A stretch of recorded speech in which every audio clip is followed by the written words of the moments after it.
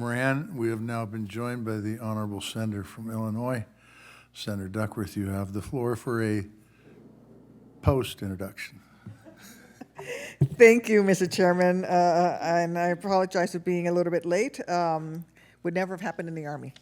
Happens all the time in the Senate, though, unfortunately. Chairman Tester and Ranking Member Moran, thank you for the opportunity to speak before the Senate Committee on Veterans Affairs today. I am so deeply honored to introduce today's historic nominee, Ms. Tanya Bradsher, who is nominated to be Deputy Secretary of the U.S. Department of Veterans Affairs. In a moment, you're going to hear her explain why she answered the President's call to help lead the VA in fulfilling one of our nation's most sacred obligations, caring for America's veterans, their families, caregivers, and survivors. But first, I'd like to address why Ms. Bradsher is the right choice to help lead the VA as we seek to modernize the department to best serve multiple generations of veterans.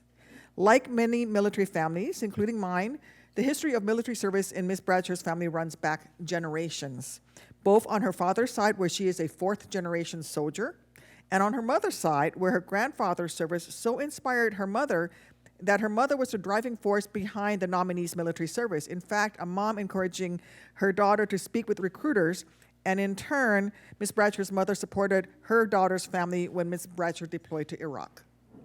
Like her mom, Ms. Bradsher is also a military spouse, and she raised her children while on active duty as well. In fact, Ms. Bradsher was pregnant with her second of her 3 daughters and in the Pentagon on 9/11 itself. Ms. Bradsher and her family have never shied away from serving our great nation. In the course of her service, she earned numerous awards, including the Legion of Merit and the Bronze Star, among other commendations. I mention these achievements and attributes not just because they outline her unique experience, but because they demonstrate how her own service in uniform enables her to understand the challenges facing today's generations of post-9/11 veterans. As veterans of the Afghanistan and Iraq wars continue to grow older, the VA must proactively reach out to these veterans and bring them into the VA system. Though some veterans may minimize their service or shift focus to others they may see as more deserving, we need to make sure that the VA properly recognizes historically underserved veteran populations and draw them in. Our VA must serve all who served. Tanya Bradsher is just the combat veteran to make that happen.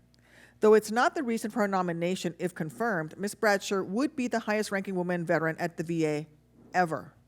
The first woman veteran, the first woman combat veteran, the first woman of color to be Deputy Secretary of Veterans Affairs. Public servants like Ms. Bradsher don't take on these challenges. They don't answer this call because they want to be a first, or in Ms. Bradsher's case, many firsts. Though she may pave a path for those who come later, it is a selfless commitment to serving others that motivates people like Tanya Bradsher. For the past 2 years, she has served as the department's chief of staff as the VA delivered an unprecedented level of benefits and health care services to our veterans and began to implement the historic PACT Act. I'm proud to introduce Ms. Bradsher today, and I am confident that she is ready to serve as Deputy Secretary.